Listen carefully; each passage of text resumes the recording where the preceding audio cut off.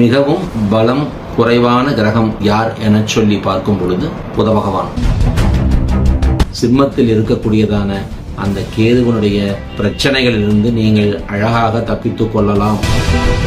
அதிலும் குறிப்பாக மீன ராசியில் ராகு இருக்க பிறந்தவர்களுக்கு இது முக்கியமான செய்தியாகும்.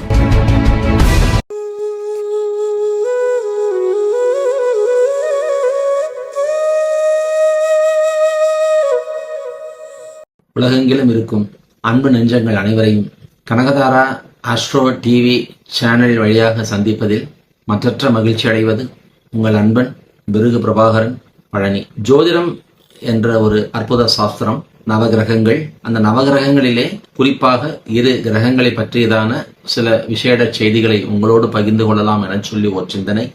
அந்த அமைப்பிலே நைசர்கிய பலம் என சொல்லுவோம், அதாவது இயற்கையான பலம். அந்த இயற்கையான பலத்திலே மிகவும் பலம் குறைவான கிரகம் யார் என சொல்லி பார்க்கும் பொழுது புத பகவான். அவருக்கு அடுத்தபடியான ஒரு பலம் பொருந்திய கிரகமாக வருபவர் செவ்வாய். இவ்வாறு நவ கிரகங்களிலே ஒருவரை விட ஒருவர் சற்று பலமானவர் என சொல்லி வரிசைப்படுத்தி வரும் பொழுது அந்த அமைப்பிலே மிக அதீத பலத்தோடு இருப்பவர் ராகு, அவரை விட பலம் கொண்டவர் கேது. அதுதான் உண்மை. இயற்கையான பலம், நைசர்கிய பலம் என சொல்லி சொல்வார்கள். அந்த தன்மையிலே அதீத பலம் கொண்டவன் ராகு பகவான். ராகு பகவானை விட பலம் கொண்டவர் கேது. எனவே நவ கிரகங்களிலே அந்த 2 கிரகங்களுக்கும் நாம் சற்று முக்கியத்துவம் தர வேண்டியதான சூழல் உண்டு. அந்த அடிப்படையில் இந்த உலகில் பிறந்த எவராக இருந்தாலும் அவரது ஜாதகத்திலே ஓரிடத்தில் ராகு பகவானும், அந்த ராகு பகவான் இருக்கின்ற ராசிக்கு நேர் 7வது ராசியிலே கேது பகவானும் இருப்பார்கள். அவர்கள் எப்பொழுதுமே ஒருவருக்கு ஒருவர் 180 பாகை என்றதான ஒரு கணக்கிலே அப்பிரதட்சணமாக பலம் வருவார்கள். இதுவும் உலகறிந்த ஒரு உண்மை. அந்த தன்மையிலே 12 ராசிகளிலும் ஏதேனும் ஒரு ராசியிலே ராகு பகவானும் ஏதேனும் ஒரு ராசியிலே கேது பகவானும் இருக்க இப்பூவுலகில் நாம் அத்துணை பேரும் ஜனனம் எடுக்கிறோம். அவ்வாறு அந்த ஜனனத்திலே பிறப்பிலே ராகு பகவான் இருக்கும் வீடு, அதை அனுசரித்து கேது பகவான் இருக்கக்கூடியதான ராசி, அதை அனுசரித்து நாம் வணங்க வேண்டிய செல்ல வேண்டிய ஆலயங்கள் என சொல்லி ஒரு பட்டியல் உண்டு. அந்த அமைப்பிலே அந்த இறை தன்மையோடு நாம் நம்மை தொடர்பு ஏற்படுத்திக் கொள்ளும் பொழுது நிச்சயமாக ராகு கேதுவனுடைய சுப தன்மைகளுக்கு நம்மை நாம் ஆளாக்கி கொள்ளலாம் என்பது நிதர்சன உண்மை. அந்த அமைப்பிலே தற்சமயம் கோச்சாரத்திலிருந்து கூட நாம் செல்லலாம். கோச்சாரத்திலே இப்பொழுது காலபுருஷ தத்துவத்தின் 12ஆம் வீடான மீனத்திலே ராகு பகவானும் 6வது வீடான கன்னியிலே கேது பகவானும் இருக்கின்றதான காரணத்தினால் அங்கிருந்தே நாம் இந்த ஆலய வழிபாடுகள் சம்பந்தமான செய்திகளை ஆரம்பிக்கலாம் என சொல்லி எனக்கு ஒரு சிந்தனை. அந்த அமைப்பிலே பிறப்பில் ஜனனத்தில் ராகு பகவான் மீனத்தில் இருக்க பிறந்தவர்கள் அவசியம் தன் வாழ்வில் வருடம் ஒரு முறை என சொல்லி திருச்செந்தூர் சென்று அங்கு இருக்கக்கூடியதான செந்திலாண்டவனை நமஸ்காரம் செய்து அந்த செந்திலாண்டவரது சன்னதியின் பிரகாரத்திலே இருக்கக்கூடியதான பள்ளிகொண்ட பெருமாள் ஸ்ரீமன் நாராயணனையும் ஆதிசேஷனையும் வணங்கி வருவது மிக்க சிறப்பு தரும். இது மீனத்திலே ராகு இருக்க பிறந்தவர்களுக்கு சால பொருந்தும். அவசியம் அவர்கள் வாழ்நாள் முழுக்க என்ன செய்ய வேண்டும்? வருடம் ஒரு முறை திருச்செந்தூர் சென்று அங்கு இருக்கக்கூடியதான செந்திலாண்டவனை முறையாக வணங்கி அங்கிருக்கும் குரு பகவானுக்கு ஒரு நமஸ்காரம் செய்து தவறாமல் பிரகாரத்திலே பள்ளி கொண்ட பெருமாளும் மகாலட்சுமி தாயாரும் ஆதிசேஷனும் இருக்கிறார்கள், அவர்களை வணங்கி அங்கே அர்ச்சனை செய்து நமஸ்கரித்து வர வேண்டியது அவரதம் கடமை.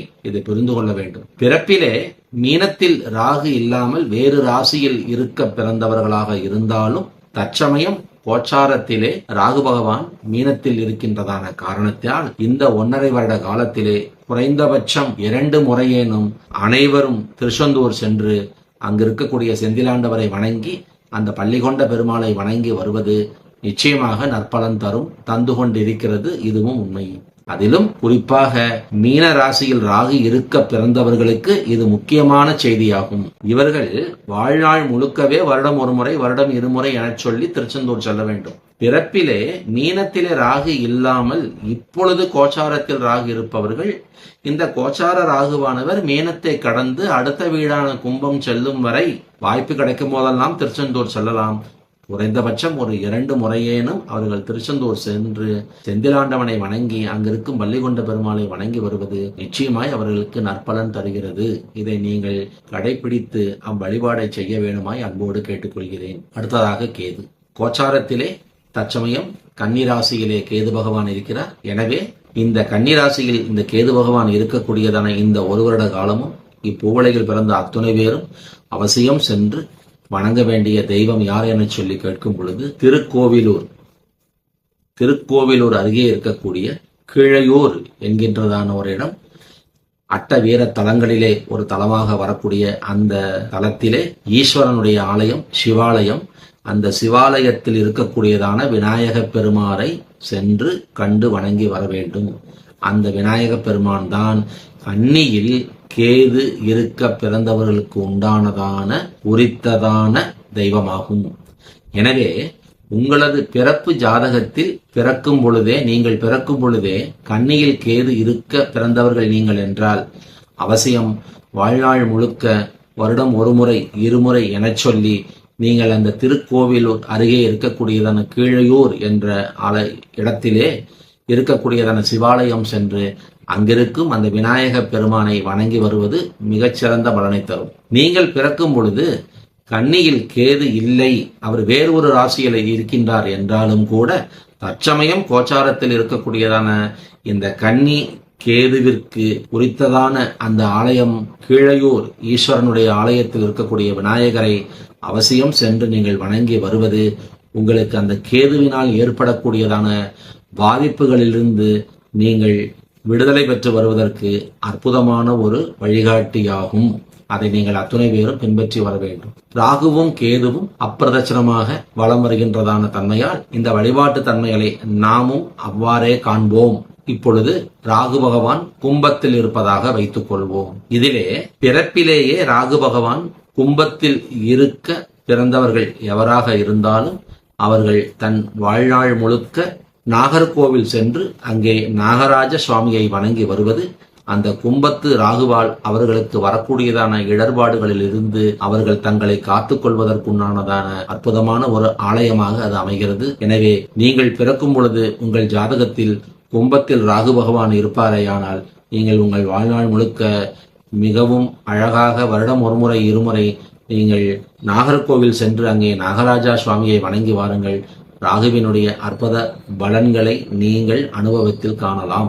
நீங்கள் பிறக்கின்ற பொழுது கும்பத்திலே ராகு இல்லை என்றாலும் தற்சமயம் மீனத்தில் இருக்கக்கூடியதான இந்த ராகு பகவான் அடுத்து கோச்சாரத்திலே கும்பத்தில் வந்து 1.5 வருடங்கள் இருக்கும் பொழுது அவசியம் அத்துணை நபர்களும் அந்த 1.5 வருடத்தில் 2 முறையோ 3 முறையோ கூட நாகராஜா கோவிலுக்கு நாகர்கோவில் சென்று அந்த இறைவனை வழிபட்டு வரும் பொழுது நிச்சயமாக கோச்சாரத்தில் அந்த ராகு பகவான் தரக்கூடியதான அந்த துன்பங்கள் இன்னல்களிலிருந்து நீங்கள் எளிதாக தப்பித்துக் கொள்வதற்கு அது மிக்க உறுதுணை செய்யும் என்பது இங்கே செய்தி. அதேபோல் தற்சமயம் கன்னியில் இருக்கக்கூடியதான அந்த கோச்சார கேது ஆனவர் அடுத்ததாக கோச்சாரத்திலே அப்பிரதட்சணமாக வலம் வந்து சிம்மத்தில் பிரவேசம் செய்து 1.5 வருடங்கள் அவர் சிம்மராசியில் இருப்பார்.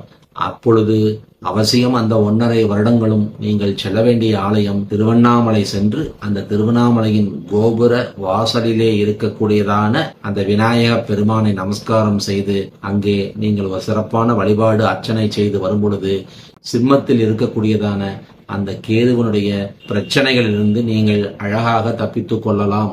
இங்கே நான் மீண்டும் கூறுவது என்னவென்றால், பிறப்பிலேயே உங்கள் ஜாதகத்தில் சிம்மத்தில் கேது இருந்தால் வாழ்நாள் முழுவதும் வருடம் 1 முறை 2 முறை நீங்கள் திருவண்ணாமலை சென்று அந்த நுழைவு வாயிலிலே கோபுரத்திலே இருக்கக்கூடியதான விநாயக பெருமானை வணங்கி வாருங்கள். அற்புத பலன்கள் உங்களுக்கு கிடைக்கும். பிறப்பிலே சிம்மத்தில் கேது இல்லாமல் பிறந்தவர்கள் கோச்சாரத்தில் சிம்மத்தில் கேது வரும் பொழுது அந்த 1.5 வருட காலங்களும் நீங்கள் அவசியம் செல்ல வேண்டிய ஆலயம் திருவண்ணாமலை ஆலயம். அந்த கோபுர வாசலிலே அழகாக அற்புதமாய் வீற்றிருக்கக்கூடியதான அந்த விநாயக பெருமானை நமஸ்காரம் செய்து வாருங்கள்.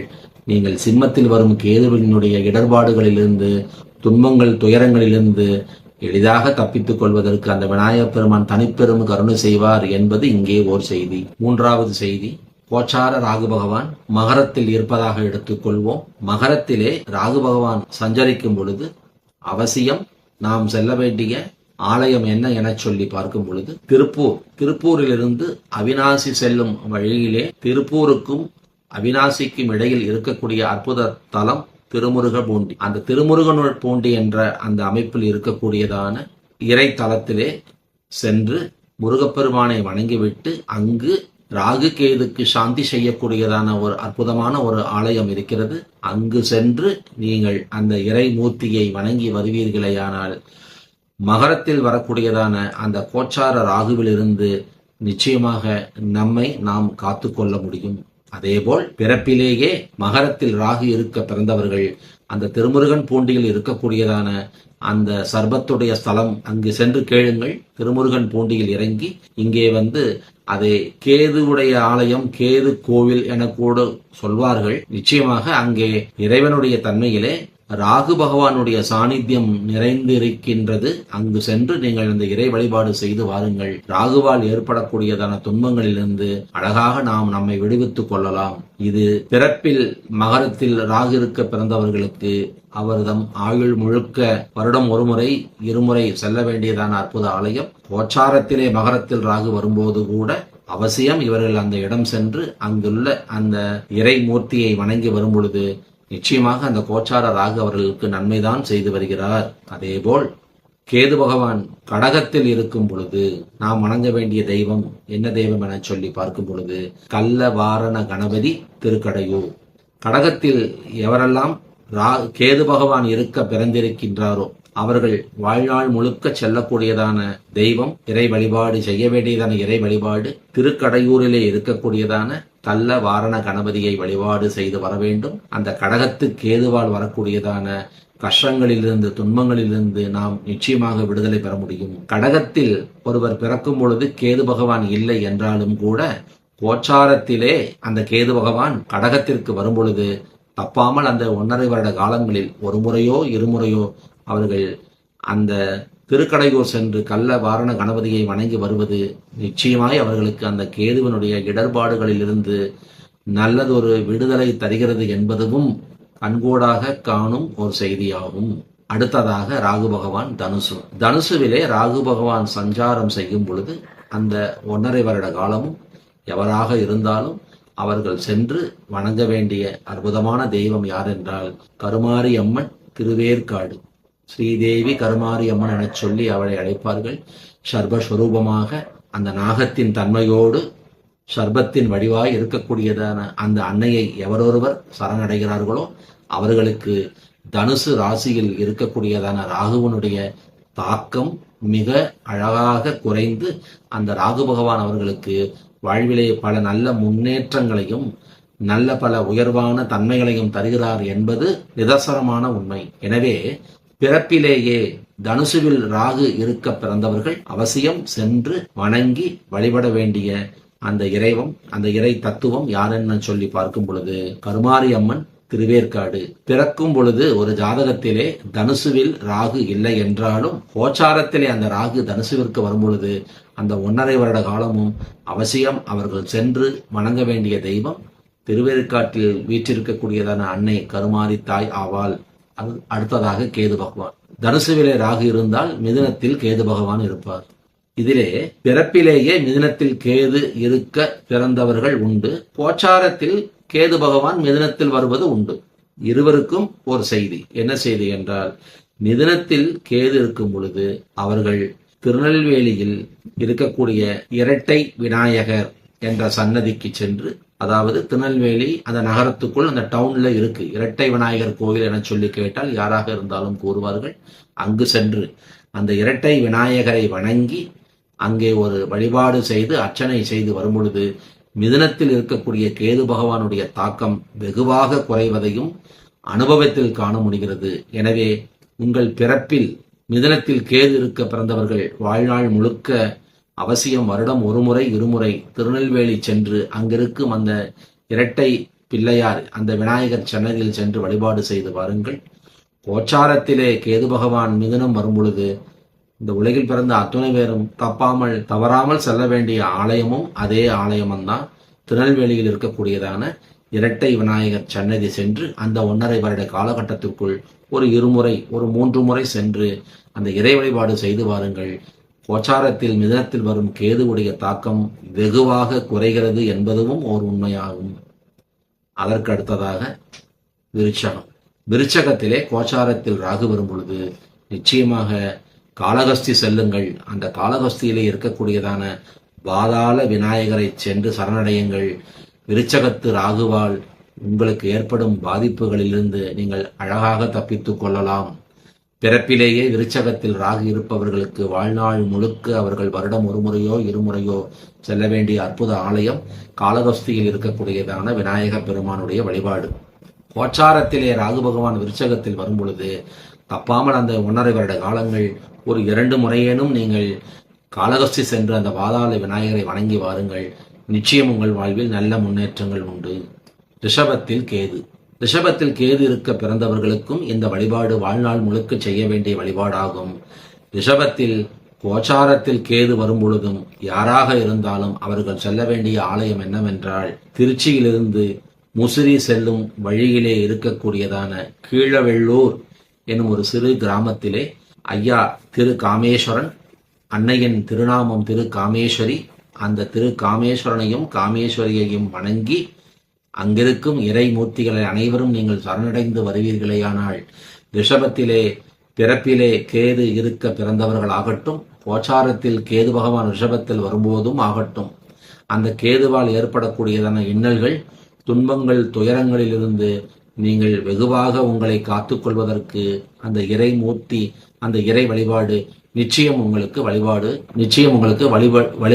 வழிதனை ஏற்படுத்தி தரும் என்பதை இங்கே உறுதியாக கூறிக்கொள்கிறேன். இறுதியாக துலாத்திலே ராகு பகவான், மேஷத்திலே கேது பகவான். இந்த தன்மையில் பிறந்தவர்களுக்கு, துலாத்திலே ராகு இருக்க பிறந்தவர்கள் அவசியம் வாழ்நாள் முழுக்க வருடம் 1 முறையோ 2 முறையோ சென்று வணங்க வேண்டிய அற்புத தாய் பவானி பெரியபாளையம், சென்னையின் அருகே இருக்கக்கூடியதான பெரியபாளையத்தில் வீற்றிருக்கக்கூடிய சர்வஸ்வரூபிணியாம் அந்த பவானி தாயாரை சென்று வருடம் 1 முறையோ 2 முறையோ வணங்கி வரும் பொழுது துலாம் ராசியில் ராகு இருக்க பிறந்தவர்களுக்கு அந்த ராகுவால் ஏற்படும் துன்பங்கள், துயரங்களில் இருந்து வெகுவாக அவர்களுக்கு விடுதலையை தரக்கூடிய அற்புத தாயாக விளங்கக்கூடிய அன்னை பவானி பெரியபாளையத்தில் வீட்டிருக்கும் அவளை நீங்கள் சரணடைய வேண்டும். துலாம் ராசியில் ராகு பிறக்கும் பொழுது இல்லை, இன்றைக்கு கோச்சாரத்திலே அந்த ராகு பகவான் துலாத்திற்கு வந்திருக்கிறார் என்றாலும் கூட நீங்கள் அத்துணை பேரும் சென்று அந்த 1.5 வருட காலகட்டத்திலே 1 முறையோ 2 முறையோ வணங்க வேண்டியதான அந்த அற்புதமான தாய் பெரியபாளையத்து பவானி,